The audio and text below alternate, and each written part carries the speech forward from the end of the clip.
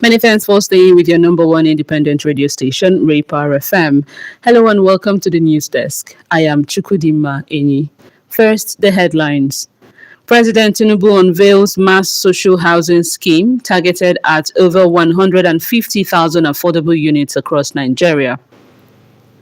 Nigeria urges ECOWAS to adopt strong position on xenophobic attacks in South Africa. School bus crash kills at least 20 pupils in Uganda. And US launches new strikes as Iran says civilian infrastructure hits. Details of this and more coming up shortly.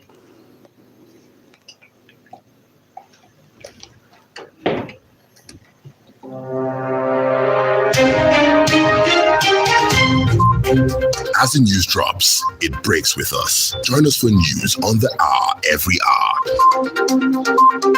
News desk at 12 noon, Metro News at 4 p.m. Enjoy infotainment, breaking and sports news at their best 24/7. This is Raypower FM News. And now the news in detail.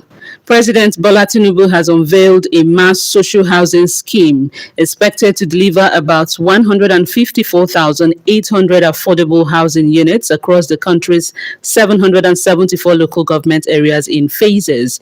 President Tinubu, who was represented by the Minister of Housing and Urban Development, Mukhtar Darma, made the announcement at the opening of the 20th African International Housing Show Legacy Edition in Abuja. The president said each local government area would receive 200 housing units under the initiative to complete the Federal Housing's New Hope housing program.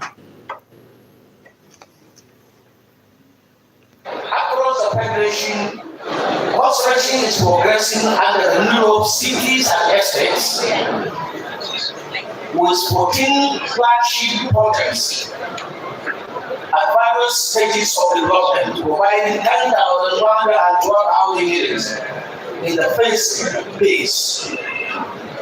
We have expanded the program to all states of the Federation and the Federal Capital Territory.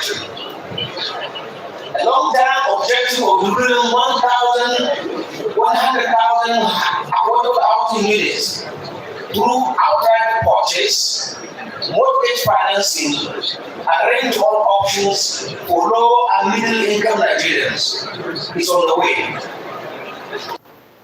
Meanwhile, President of the Senate, Godswill Akpabio, represented by Aminu Tambuwal, assured the National Assembly's commitment to providing the legislative support needed to expand access to affordable housing through effective lawmaking and oversight. The Senate remains steadfast in its commitment to providing legislative support necessary to strengthen the housing sector through responsible laws, effective oversight, and stakeholder engagement. We shall continue to support initiatives that promote improved land administration, expand access to affordable housing finance, strengthen mortgage institutions, and create an enabling environment for increased private sector investment in housing delivery. The founder of the Africa International Housing Show, Festus Adebayo, says the event focuses on finding housing solutions for low-income and informal workers, even as stakeholders highlighted the need for stronger collaboration to deliver safe and sustainable housing nationwide. And now Nigeria has called on ECOWAS to take a decisive and collective position against the rising wave of xenophobic and the Afrophobic attacks in South Africa. In a statement issued in Abuja, the spokesperson of the Ministry of Foreign Affairs, Kimebi Ebienfa, said the Ministry of State for Foreign Affairs, Ambassador Shola, condemned the targeted harassment, assault, and killings of Africans by certain groups in South Africa. Ambassador Shola made the call on the margins of the 56th ordinary session of the ECOWAS Mediation and Security Council in Freetown, Sierra Leone. He described the attack on citizens of other African countries as unacceptable and a direct affront to African unity, solidarity, and the principles of the African Union. The minister urged the council to adopt a firm, strongly worded resolution for immediate transmission to the African Union, in line with an earlier proposal by Ghana to ensure a sustainable and coordinated response to the crisis. Now, amid growing allegations on social media linking him to the death of a female member of his staff, the Minister of Works, David Umahi, has denied any wrongdoing, describing the claims as false, malicious, and politically motivated. He called for a thorough police investigation, including an autopsy, to determine the actual cause of death. The minister made the remark while speaking to journalists on the sidelines of the presentation of the Joint Tracking Report, organized in partnership with the Independent Corrupt Practices and Other Related Offences Commission at the ministry's headquarters in Abuja on Thursday. According to Umahi, the deceased, Miss Mary Habila, had a documented medical history and had received treatment at a hospital in Turkey, with records of her health condition and medical expenses available for verification. He also clarified that, contrary to reports circulating online, Habila was a nurse and not a physiotherapist. Now, away from that, the Economic and Financial Crimes Commission has rearranged the former chairman of the defunct Sky Bank, Tunde Ayeni, before a Federal Capital High Court in Apo, Abuja, over an alleged 15.6 billion naira fraud. Ayeni, who was arraigned or rearranged on an amended 18-count charge bordering on criminal breach of trust, misappropriation and diversion of funds, pleaded not guilty to all the charges. Following his plea, the prosecution asked the court to commence trial immediately, but the defense objected, arguing that the prosecution had not provided a summary of its witness statement. The prosecution maintained that the document had been filed with the amended charge. Justice Jude Onwebuzie ruled that the prosecution had complied with the required procedures and adjourned the case to July 20, 22, and 23, 2026 for continuation of trial. We now move on to Bauchi State, where the government has expressed its commitment to establishing strong partnership with the Tunisian government and foreign investors on major development projects in the state. Governor Bala Mohammed made this known during a bilateral meeting with a high-level Tunisian delegation led by the Tunisian ambassador to Nigeria, Mohsen Antet, at the government house in Bauchi, northeast Nigeria. The report.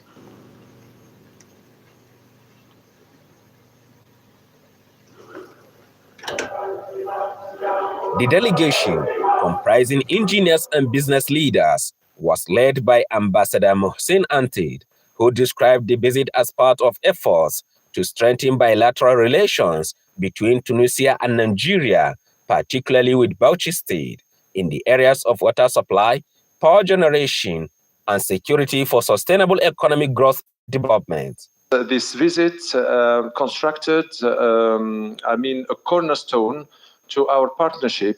Responding, Governor Bala Mohammed said the initiative forms part of his administration's efforts to provide reliable alternatives to existing energy sources, reduce dependence on inadequate power supply, and improve the delivery of essential public services across the state.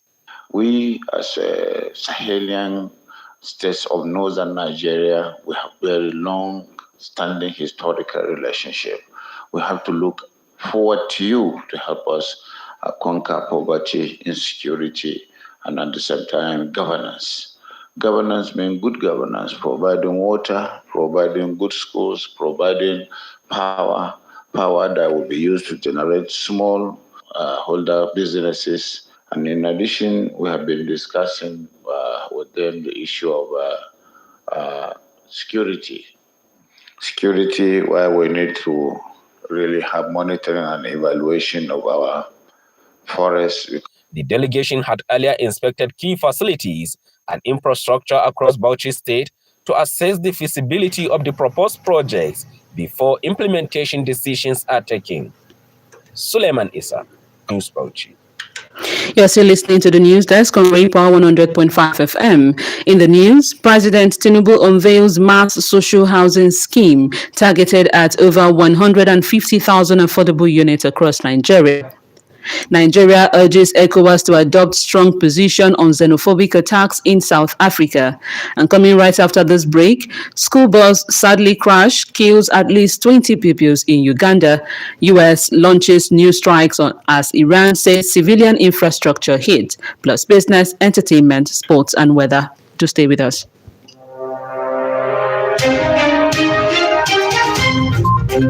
As the news drops, it breaks with us. Join us for news on the hour every hour.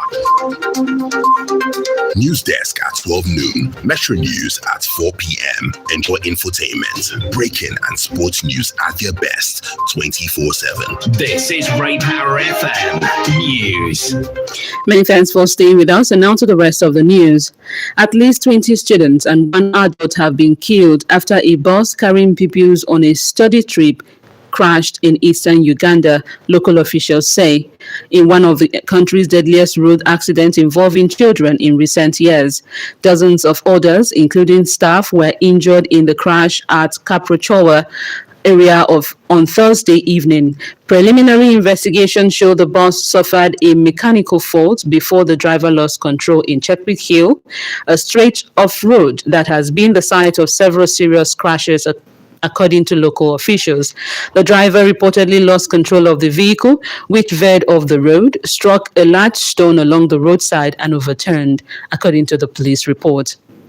And away from that, the U.S. launched a wave of strikes against Iran for the sixth night in a row, its military has said, as the two sides battled over control of the Strait of Hormuz. U.S. Central Command, CENTCOM, said the attacks were intended to further degrade Iranian military capabilities before saying it had boarded a vessel as part of its blockade of Iranian ports. State media reported that the U.S. has hit civilian infrastructure, including bridges and a train station and an airport. Iran's Revolutionary Guard say that they have retaliated by striking U.S. maritime surveillance radar sites in Oman, as well as targets in Kuwait and Bahrain. They also claim to have attacked a U.S. Special Operations Command center in Syria.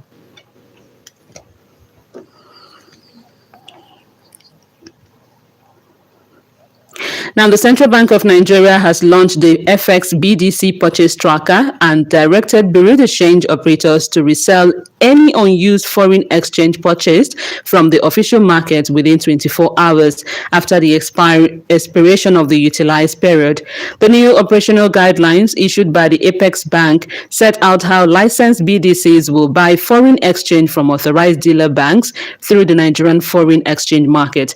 The guidelines provide the implementation framework for the CBN's February 10, 2026 circular, which restored licensed BDCs access to the official foreign exchange market after years of being excluded. They also introduced stricter compliance requirements, centralized transaction monitoring, and stronger oversight aimed at improving transparency in Nigeria's retail foreign exchange market. This is entertainment news on Ray Power 100.5 FM.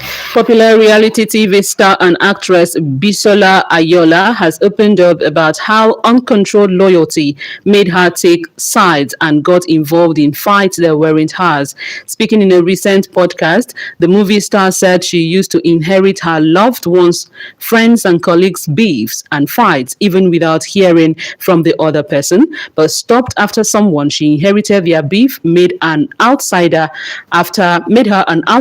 after reconciling with the person they were beefing. Ayola said while she doesn't expect her friends to inherit her beefs, she thinks that it is unfair for them to be friends with her ex or even date him. And still on entertainment, Afrobeat star David Adeleke, popularly known as Davido, has opened up about how he handles sharing kids with multiple women, revealing that some of his children were also curious about the situation. Speaking in an interview, Davido candidly disclosed that his two eldest daughters, Imadi and Haley, used to ask why they have different mothers and why they don't live with him. He said that the situation also impacts his music, stressing that his first daughter, Imadi, approached him about seeing him dancing with multiple women on TV. Ray Power Sport. FIFA will present World Cup ring to the winners of Sunday's final between Argentina and Spain, which will be attended by President of the United States, Donald Trump. Winner rings are a tradition in American sport, and the NFL Super Bowl victors presented with them. 30 rings will be made available to the world champions, and a further 1,996 rings will go on sale to fans. Each ring will include a mini World Cup trophy in its design and an engraving in the band. Ray Power weather. Some areas in the central region will, like the Federal Capital Territory in Benue, Kogi, and Kwara and Niger states, may experience early thunderstorms and light rainfall, and it may become widespread later in the afternoon to evening hours. Patches of clouds are expected across the northern region with thunderstorms and light rains over parts of Kebbi and Sokoto states. Meanwhile, a generally wet day is expected across much of southern Nigeria, with rainfall becoming more widespread later in the day. And you've been listening to the news desk on Ray Power 100.5 FM. To end the news, here is our last line. According to Shiv, an Indian author, art activist, and motivational speaker, your positive action combined with positive thinking result in success. And that's it for the news desk produced by Ehi Ankeli Ocheme. I am Chukudima Enyi. You can always listen to us online on Radio Garden, Online Radio Box, tunein.com, and also subscribe to us on YouTube at Ray Power 100.5 FM Abuja. Join us at 1 p.m. for the news update. Good morning and good afternoon.